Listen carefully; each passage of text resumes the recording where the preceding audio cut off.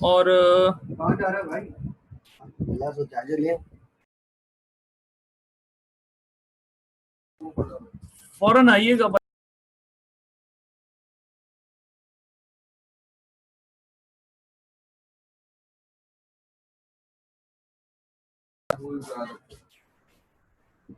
Okay बेटा, 2 minute रुक जाओ।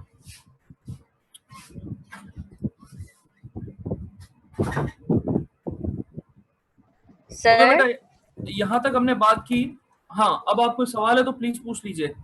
Yes sir. सर, अगर बैंक बोरोवर को लोन देता है 100 रुपीज का और वो उससे रिटर्न लेता है 120 रुपीज इंटरेस्ट के साथ, तो सर इस पूरे 120 में बैंक का रेवेन्यू, प्रॉफिट और इंटरेस्ट कितना कितना है, प्लीज ये क्लैरिफाई कर दें। बैंक का प्रॉफिट, रेवेन्यू और इंटरेस्ट, ये आप 3 चीजें कैसे आपने मर्ज कर दी एक साथ? देखो भाई, जो 20 रुपए लिया जा रहा है ना एडिशनल, वो इंटरेस्ट है और वही रेवेन्यू है। अब अगर बैंक इसमें से अपने एक्सपेंसेस को माइनस कर दे तो उसकी इनकम आ जाएगी, सिंपल। अब उसके एक्सपेंसेस कितने हैं डिपेंड करता है बैंक के ऊपर। ठीक है, जो 20 रुपए लिए जा रहे हैं ना बेटा, वो इंटरेस्ट है और वही रेवेन्यू है। और उसमें से आप अपने एक्सपेंसेस माइनस कर लें, आपको इनकम आ जाएगी आपके पास, सिंपल इज दैट।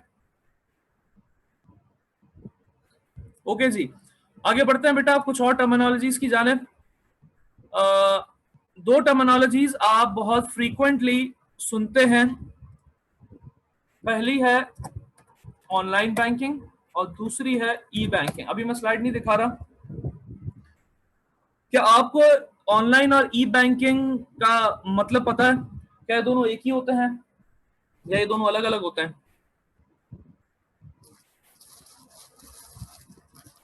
जी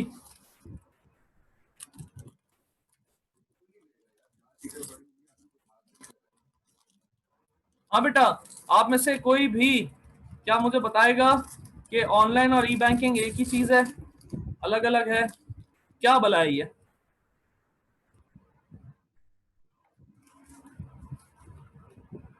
ठीक है,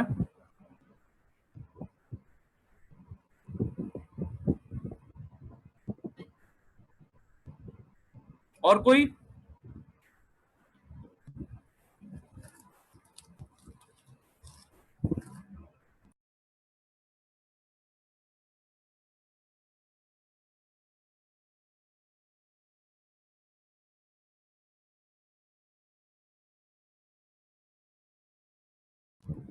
और कोई?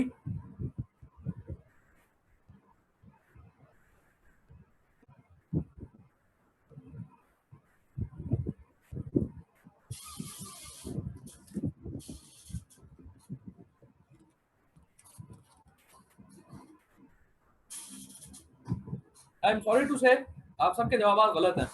ये तो अलग अलग चीजें हैं। अब सोचें कि ये अलग कैसे हो सकती हैं।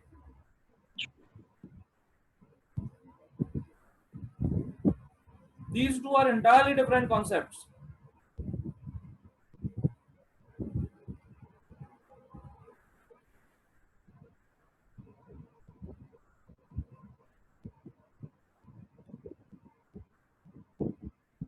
हाँ, ये साद ने बड़ा टेक्निकल आंसर दिया है।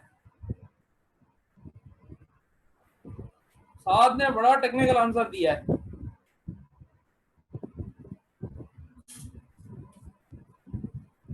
लेकिन जो आंसर दिया है साद ने, वो उल्टा है।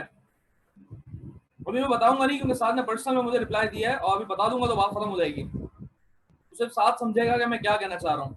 साद, जिसको आपने जिसकी टाइप बनाया है ना, वो उसकी टाइप नहीं है।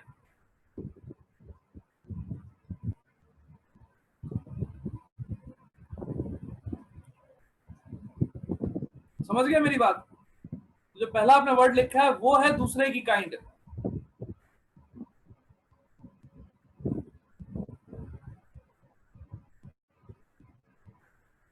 ओके बेटा, इलेक्ट्रॉनिक, अच्छा फायजा ने लिखा है इलेक्ट्रॉनिक बैंकिंग सिस्टम है ई बैंकिंग। वो तो बेटा जाहिर सी बात है, ई का मतलब इलेक्ट्रॉनिक ही होगा ना यार।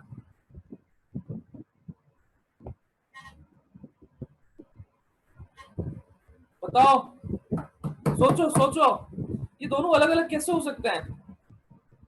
चलो मैं आपको ये कह देता हूं, मैं आपको इतनी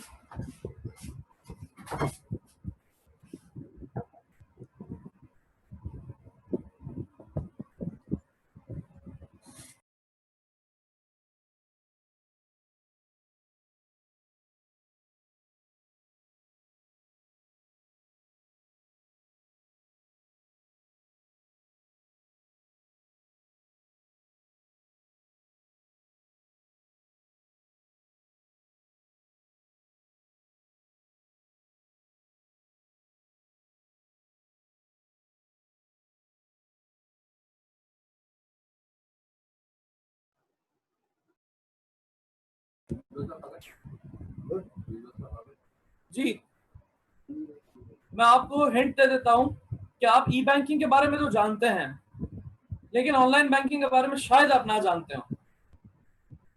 ई बैंकिंग के बारे में बताओ, क्या हो सकती है ई बैंकिंग?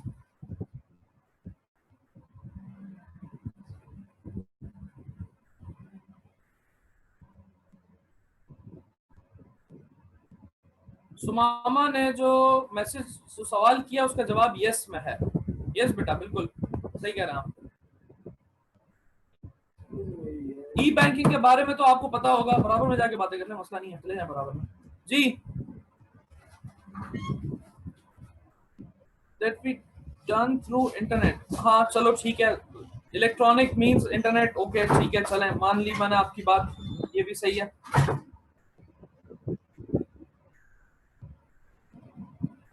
और कोई?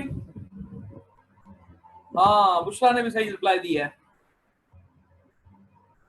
मुझे लग रहा है गूगल हो रहा है कहीं से। चलें जी, इससे पहले कि ये मजीद गूगल की तरफ जाए, मैं आपको इन दोनों का डिफरेंस बता देता हूँ। देखो बेटा, अज्यूम करें कि आपका अकाउंट निजाम बैंक लिमिटेड में है, ठीक हो गया। जब अकाउंट खुलता है ना बेटा, तो अकाउंट किसी स्पेसिफिक ब्रांच में खुलता है। अकाउंट किसी स्पेसिफिक ब्रांच में खुलता है। जैसे कि आपने गुलशन इकबाल ब्रांच में मीजान बैंक लिमिटेड के अंदर अपना अकाउंट खुलवाया, ठीक है, कोई सा भी अकाउंट, अभी मैं अकाउंट की टाइप में नहीं जा रहा। आपने अकाउंट खुलवाया मीजान बैंक लिमिटेड में, और मीजान बैंक लिमिटेड की किस ब्रांच में खुलवाया है सर? गुलशन इकबाल ब्रांच में खुलवाया। तो आपके चेकबुक पे जो है वो लिखा हुआ होगा कि आपका जो है वो चेक, आपके जो अकाउंट है वो इस ब्रांच का है। अब मुझे ये बताओ, इस वक्त मैं यहाँ पे हुसैनाबाद में मौजूद हूँ साइंस के अंदर, और मुझे अपने अकाउंट से कुछ विड्रॉ करना है या मुझे अपने अकाउंट में कुछ डिपॉजिट करवाना है, तो मैं यहाँ से गुलशन इकबाल ब्रांच जाऊंगा, वहां पे चेक प्रेजेंट करूंगा और कैश लेकर आऊंगा। बिल्कुल इसी तरह मैं वही गुलशन इकबाल ब्रांच में जाऊंगा यहाँ से और डिपॉजिट करवाऊंगा अपना अमाउंट। यही होगा ना? यानी मेरा जिस ब्रांच में अकाउंट है, मुझे उसी ब्रांच में जाना होगा ट्रांजैक्शंस के लिए, क्योंकि मैंने उसी ब्रांच में अकाउंट खुलवाया है। नहीं सर, ऐसा नहीं होगा। मैं इस वक्त हुसैनाबाद में मौजूद हूँ और यहाँ से कोई 2 मिनट की ड्राइव पर मीजान बैंक की एक ब्रांच है। अगरचे तो मेरे पास चेक मौजूद है, तो मैं मीजान बैंक की किसी भी ब्रांच में चला जाऊं और चेक प्रेजेंट करूं, वो मुझे कैश दे देंगे। इसी तरह मैं मीजान बैंक की किसी भी ब्रांच में चला जाऊं और वहां जाके डिपॉजिट करवाऊं, मेरा पैसा मेरे अकाउंट में डिपॉजिट हो जाएगा। And this system is called online banking system. क्या मतलब हुआ सर? मतलब ये हुआ कि आपको अपनी कंसर्न ब्रांच में, आपको अपनी पेरेंट ब्रांच में जाने की जरूरत नहीं है हर बार। You can make the transactions from any branch of the same bank. आप इस वक्त फॉर एग्जांपल गुलिस्तान जौहर में बैठे हैं, आपका अकाउंट शारा फैसल ब्रांच में है, बहुत दूर है सर, आने जाने में तो 2 घंटे लग जाएंगे, 1.5 घंटा लग जाएगा, बैंक के टाइमिंग खत्म होने वाले हैं आधे घंटे में, तो मैं क्या करूं? मैं करीब तरीन उस बैंक की ब्रांच को तलाश करूं और चला जाऊं उसके अंदर और वहां से कैश विड्रॉ कर लूं, वहां पे चेक प्रेजेंट करूं और कैश ले लूं, वहां पे डिपॉजिट करवा दूं, डिपॉजिट हो जाएंगे। इन्हें ऑनलाइन ट्रांजैक्शंस कहा जाता है। सो ऑनलाइन ट्रांजैक्शन और online banking means you can make the transactions at any branch of the same bank. आई बात समझ में? आई बात समझ में बेटा?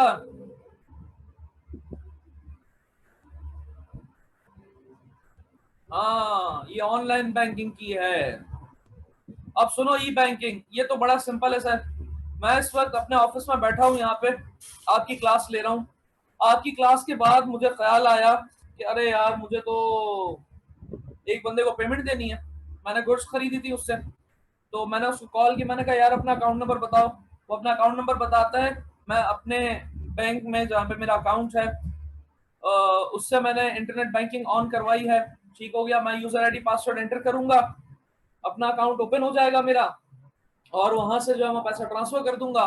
तो घर बैठे ऑफिस में बैठे 24/7 आप ट्रांजैक्शन कर सकते हो, फंड ट्रांसफर कर सकते हो, बैलेंस देख सकते हो, यूटिलिटी बिल्स पे कर सकते हो, मोबाइल टॉपअप कर सकते हो, इंश्योरेंस की पेमेंट कर सकते हो, स्कूल फी की पेमेंट कर सकते हो, किसी के आईडी कार्ड पे पैसे भिजवा सकते हो। ये है ई बैंकिंग, जिसे इलेक्ट्रॉनिक बैंकिंग कहा जाता है।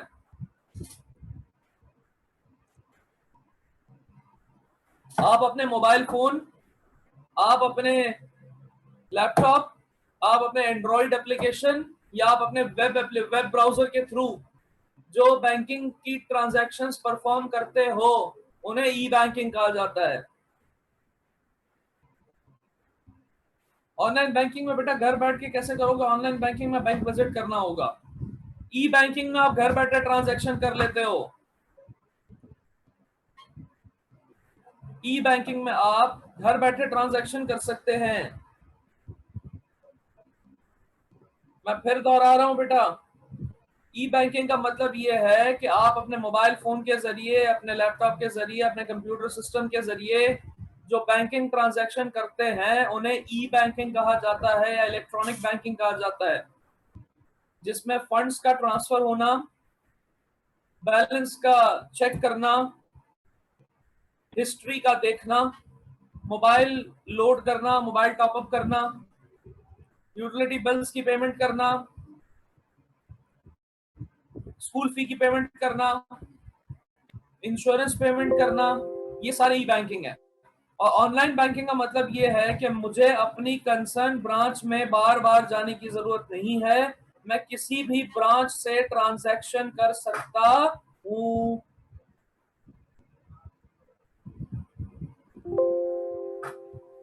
क्लियर हो गई बात बेटा?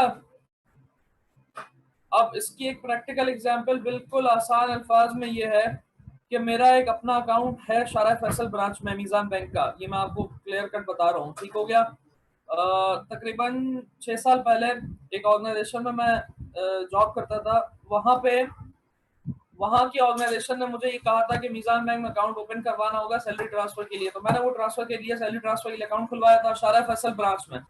और आप यकीन जानिए, मैं 2 दफा सिर्फ उस ब्रांच में विजिट किया है। मैंने बाकी हमेशा मैंने ट्रांजैक्शन किसी और ब्रांच से किया है। एक दफा मैं अकाउंट खुलवाने गया था, दूसरी दफा चेकबुक लेने गया था। याद रखिएगा कि आपको अगर चेकबुक चाहिए, बस ये एक ऐसा काम होता है, ये एक ऐसा फीचर है कि जिसके लिए आपको आपकी कंसर्न ब्रांच में जाना ही पड़ेगा, और वो है चेकबुक की कलेक्शन। ठीक हो गया? चेकबुक की कलेक्शन अगर बैंक कहता है कि आपको खुद कलेक्ट करनी है, ठीक हो गया, तो आपको अपनी कंसर्न ब्रांच में जाना पड़ेगा। वरना मेजॉरिटी बैंक है वो पोस्टल एड्रेस पर ही कुरियर कर देते हैं चेकबुक भी। तो ये बात याद रखिएगा बेटा कि आपको अपनी कंसर्न ब्रांच में जाना पड़ेगा सिर्फ चेकबुक की कलेक्शन के लिए। बाकी और कोई काम नहीं है आपका वहां पे। जिस ब्रांच से चाहो ट्रांजैक्शन कर लो, कोई पूछने वाला नहीं है, कोई रोकने वाला नहीं है।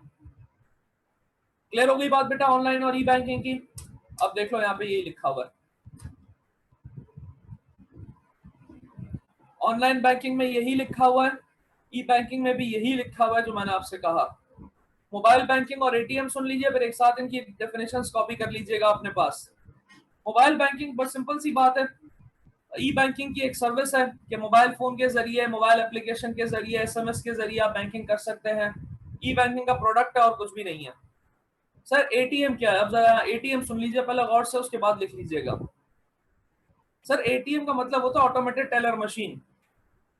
राइट। एटीएम का लफ्ज जहां पे भी जहन में आता है, आपके जहन में ये बात होती है कि यहां से कैश मिलता है। बिल्कुल सही बात है। एटीएम मेजॉरिटी या प्राइमरली या बेसिकली यूज किया जाता है कैश के विड्रॉवल के लिए। करेक्ट, बिल्कुल सही है। आप कार्ड इंसर्ट करते हो, पिन कोड एंटर करते हो और उसके बाद आप कैश विड्रॉ कर लेते हो। बड़ी सिंपल सी बात है। मैं जो हो सकता है बहुत सारे लोगों ने एटीएम यूज भी किया हो, मशीन यूज की हो आपने। एक और गलती जो हम यहाँ पे करते हैं बोलने में, हम कहते हैं ATM machine. ATM machine is not correct बेटा। एटीएम में M itself represents the machine. So if you say ATM machine, ये ऐसी है जैसे आपका ऑटोमेटेड टेलर मशीन, तो एटीएम कहिएगा। ठीक है, ये कॉमन मिस्टेक है जो हम कर रहे होते हैं। अच्छा, एटीएम कार्ड के बारे में अभी जो शिजा ने सवाल किया, बेटा थोड़ा रुक जाओ। अभी मैं और आपको बायो बैंकिंग और उस तरफ लेके जाऊंगा, वन लिंक की तरफ, तो आपका जवाब मिल जाएगा अगली स्लाइड में। ठीक है, अगर आज मौका मिल गया तो। अच्छा, किसी ने लिखा है एटी मशीन। हाँ, एटी मशीन बोल दो बेटा, ये कोई नया फनकार है। अच्छा जी, तो ऑटोमेटेड टेलर मशीन एक ऐसी मशीन होती है जो खुद कार होती है। ऑटोमेटेड कहते हैं जिसको, मतलब आपको इसे ऑपरेट करने के लिए किसी ऑपरेटर की जरूरत नहीं होती है। ये एक सिस्टम के तहत चल रही होती है और ये सिस्टम भी वही इलेक्ट्रॉनिक मींस से ही चल रहा होता है। ठीक हो गया।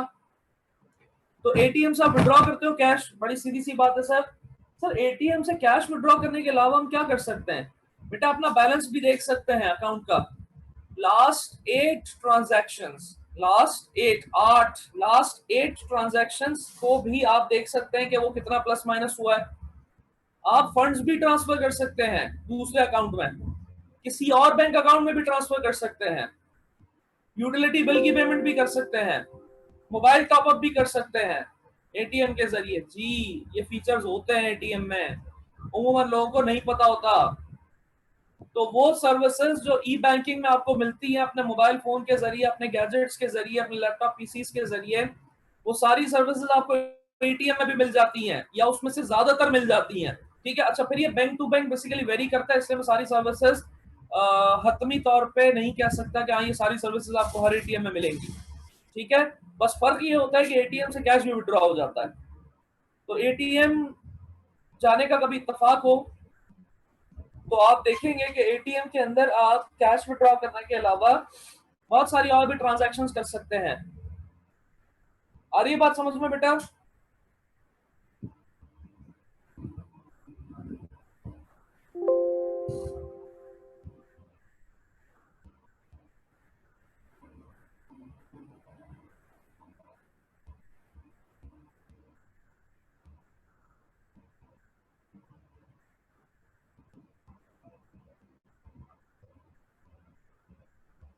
जी बेटा, ऑनलाइन ई बैंकिंग, एटीएम, ये सारी चीजें क्लियर हो रही हैं।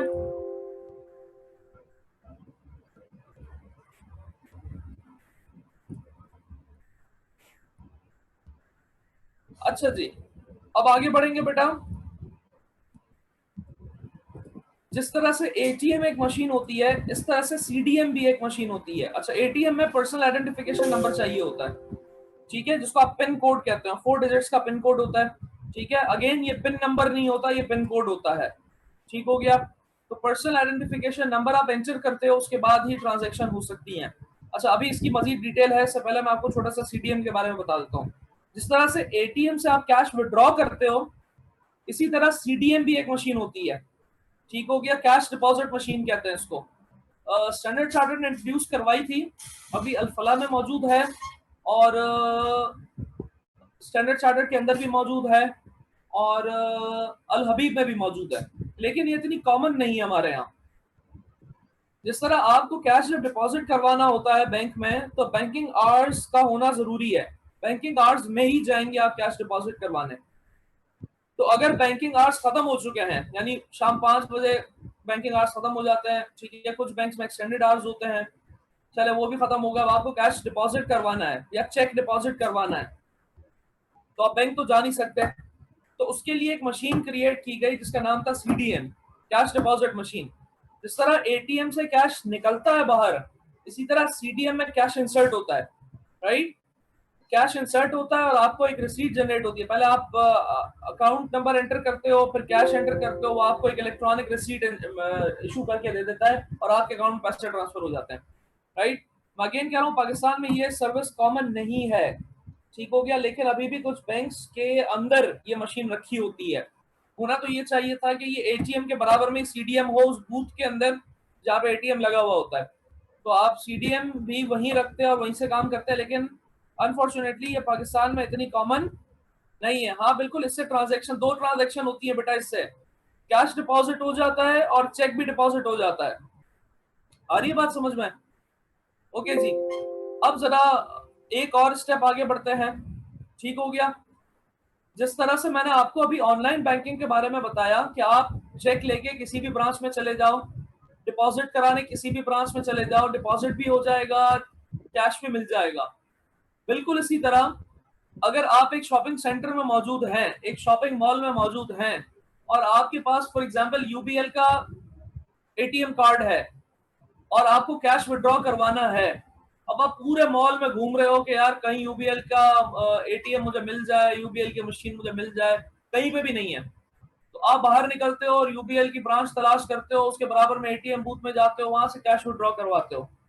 नहीं बेटा, ऐसा बिल्कुल भी नहीं करना आपने। अगर आपके पास कोई एक किसी भी बैंक का एटीएम कार्ड मौजूद है तो वो न सिर्फ उस पर्टिकुलर बैंक की एटीएम में यूज हो सकता है बल्कि किसी और बैंक की मशीन में भी इस्तेमाल हो सकता है। जैसे कि आपके पास मीजान यूबीएल का कार्ड है, अभी मैंने आपसे कहा यूनाइटेड बैंक लिमिटेड का, और आप मॉल में मौजूद और आपके सामने एक मशीन है बैंक अल हबीब की, आप फौरन से उस मशीन में जाओगे, अपना कार्ड इंसर्ट करोगे, पिन कोड एंटर करोगे और कैश विड्रॉ कर लोगे और आपके अकाउंट से पैसे माइनस हो जाएंगे।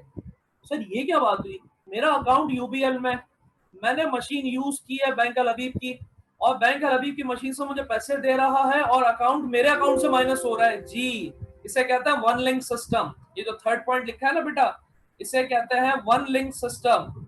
क्या कहते हैं? वन लिंक सिस्टम कहते हैं।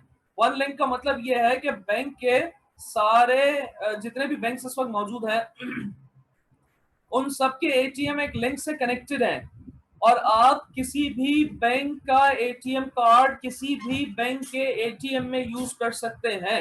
फर्क क्या होगा?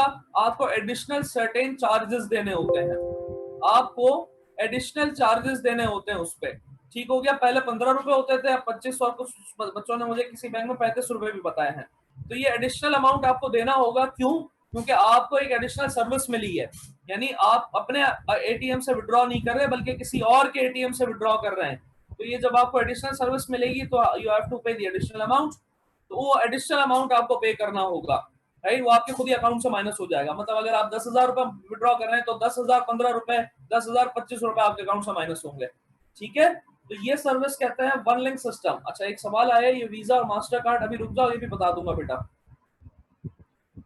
ठीक हो गया। तो वन लिंक सिस्टम का मतलब ये है कि you can use your ATM card in any ATM of the available machines around you, ठीक हो गया। किसी भी एटीएम के अंदर आप अपना कार्ड इस्तेमाल कर सकते हैं।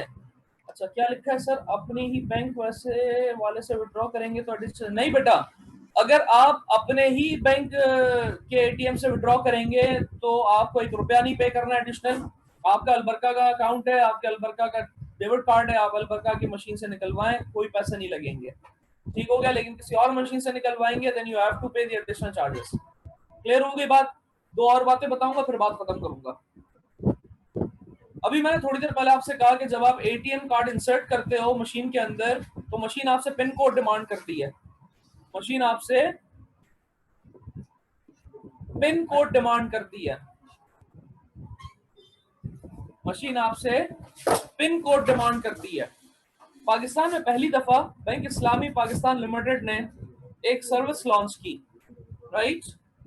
उन्होंने कहा कि अगर आपके पास एटीएम कार्ड मौजूद है तो आपको पिन कोड याद रखने की जरूरत नहीं है, बल्कि आप बूथ में आए, अपना कार्ड इंसर्ट करें मशीन के अंदर और अपने थंब इंप्रेशंस रख दें और आप ट्रांजैक्शन कर लें। सर मसला ही कोई नहीं, ठीक हो गया। फिर आहिस्ता आहिस्ता ये बहुत सारे बैंक्स ने अडॉप्ट किया, राइट। मेरी इंफॉर्मेशन के मुताबिक बैंक इस्लामी ने ये फर्स्ट टाइम इंट्रोड्यूस करवाया था पाकिस्तान में, ठीक है, आज से बहुत सालों पहले की बात है, मेरा अकाउंट जो उसमें था इसलिए मुझे याद है। खैर, तो उन्होंने कहा कि sir you don't need to remember your pin code every time, just enter your card and place your thumb on that particular machine and you can make the transactions. तो आपको ट्रांजैक्शन के लिए पिन कोड याद रखने की जरूरत नहीं, बस कार्ड इंसर्ट करें और अंगूठा रखें, ट्रांजैक्शन कर लें। क्लियर हो गई बात। फिर उन्होंने एक और एडवांसमेंट की, उन्होंने कहा आपको कार्ड रखने की भी जरूरत नहीं है, बस आप बूथ में आ जाएं, अपना थंब इंप्रेशन रखें और ट्रांजैक्शन कर लें। और इसी सिस्टम को बायो बैंकिंग कहा जाता है। 4th पॉइंट बेटा लिखा हुआ है बायो बैंकिंग, इसी को बायो बैंकिंग कहते हैं, राइट। बायोमेट्रिक से निकला है कि आप अपनी ट्रांजैक्शन कर सकते हो एटीएम के जरिए, उस मशीन के जरिए, बगैर कार्ड और बगैर पिन कोड के।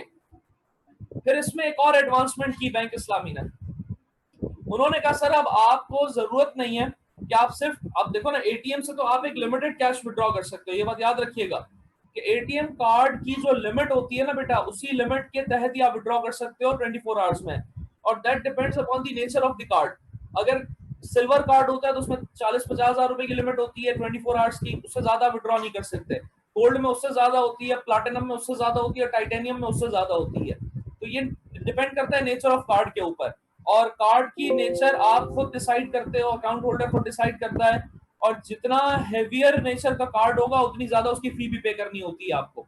ठीक हो गया। सिल्वर कार्ड सबसे सस्ता कार्ड होता है जो नॉर्मली इशू करते हैं 90% लोग। अच्छा जी, तो कार्ड की तो एक लिमिट है, लेकिन अगर मुझे फॉर एग्जांपल 2 लाख रुपए विड्रॉ करने हैं और एटीएम से 2 लाख रुपए विड्रॉ नहीं होंगे सिल्वर कार्ड के जरिए, तो बैंक इस्लामी ने कहा कि सर आप चेक लेकर आ जाएं, जो नॉर्मली सब बैंक करते हैं। मैंने कहा भाई मेरे पास तो इस वक्त चेक भी नहीं है, मेरा तो ऑफिस भी बहुत दूर है और मुझे इस वक्त करंट पैसों की जरूरत है। तो बैंक इस्लामी ने एक सर्विस इंट्रोड्यूस करवाई, उन्होंने कहा कि सर कोई इशू नहीं है, आपके पास चेक बुक नहीं है, नो प्रॉब्लम, आपके पास एटीएम कार्ड नहीं है, नो प्रॉब्लम, आप बैंकिंग आवर्स में बैंक विजिट कर लें, आप बैंकिंग आवर्स में बैंक विजिट कर लें। उन्होंने एक डेडिकेटेड काउंटर बनाया हुआ है बायोमेट्रिक का, और वहां पे वही अंगूठा रखने वाली मशीन है उस पर, राइट। वो कस्टमर रिप्रेजेंटेटिव आपको वहां पे उस काउंटर पे लेके जाएगा, आप अपना अंगूठा उस पर रखेंगे, जैसे ही आप थंब इंप्रेशन रखेंगे आपका अकाउंट ओपन हो जाएगा। अब आप विड्रॉ करें, ट्रांजैक्शन करें, बिल पे करें, ट्रांसफर करें, आपकी मर्जी, बगैर चेकबुक, बगैर एटीएम कार्ड के।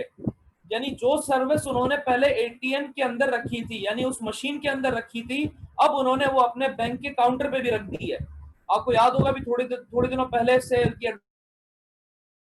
ब्रांड एम्बेसडर है बैंक इस्लामी का, वो अंगूठा लेके खड़ा हुआ होता है बायो बैंकिंग के नाम से। ठीक है कि अब आपका जो बैंक है वो आपके थंब में मौजूद है। तो ये सर्विस बैंक इस्लामी ने इंट्रोड्यूस करवाई। पहले उन्होंने अर्लियर ये सर्विस सिर्फ एटीएम तक, मशीन तक ही रखी थी, उस मशीन तक ही लिमिटेड रखी थी। अब उन्होंने वही चीज को अपनी ब्रांच के अंदर भी इंट्रोड्यूस करवा दिया है कि आप ब्रांच विजिट करें, थंब इंप्रेशन रखें और ट्रांजैक्शन कर लें without ATM card, without chequebook. ठीक हो गया बेटा। तो इसे बायो बैंकिंग कहते हैं। यहां तक अगर बात समझ में आ गई है तो ठीक है, सवाल है तो पूछ लीजिए। मेरी तरफ से इनपुट जो आना था वो कंप्लीट हो चुका है। क्लियर है तो बता दीजिए, बातें समझ में आ गई हैं।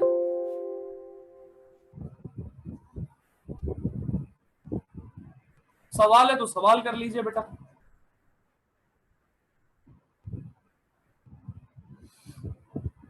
बेटा क्लियर है तो प्लीज बता दीजिए, तो मैं फिर क्लास को खत्म कर दूं। अच्छा एक सेकंड, अभी मीटिंग ना लीव कीजिएगा, ये आखिरी में सब 17 लोग रह गए, अब इन्हीं की अटेंडेंस काउंट होगी जो एंड में मौजूद होते हैं मेरे पास।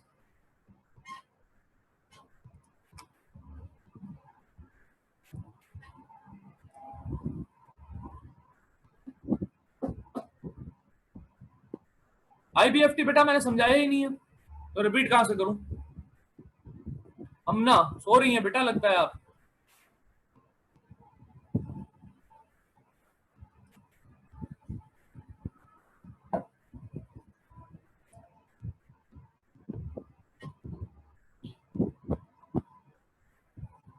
नेट डिस्काउंट, ये नेट डिस्काउंट का वर्ड,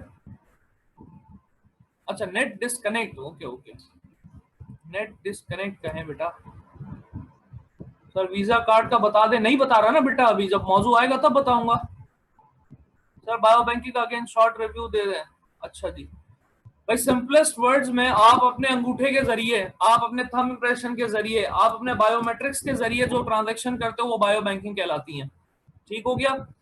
बायो बैंकिंग का मतलब ये है कि आपको एटीएम कार्ड कैरी करने की जरूरत नहीं है, आपको चेकबुक कैरी करने की जरूरत नहीं है। आप बैंक विजिट करें, अपना थंब इंप्रेशन रखें उस मशीन के ऊपर और ट्रांजैक्शन करें, उसे बायो बैंकिंग कहते हैं। ठीक है बेटा, अब आपसे मुलाकात होगी इंशाल्लाह नेक्स्ट क्लास में। सीडीएम कैश डिपॉजिट मशीन है बेटा, यहाँ पे कैश डिपॉजिट हो जाता है। ठीक है, कैश विड्रॉ की मशीन एटीएम है, कैश डिपॉजिट की मशीन सीडीएम है। कैश डिपॉजिट करवा सकते हैं आप अपने अकाउंट में 24/7 किसी भी वक्त जाके, बैंक वो विजिट करके, बूथ विजिट करके। लेकिन पाकिस्तान में ये सर्विस कॉमन नहीं है।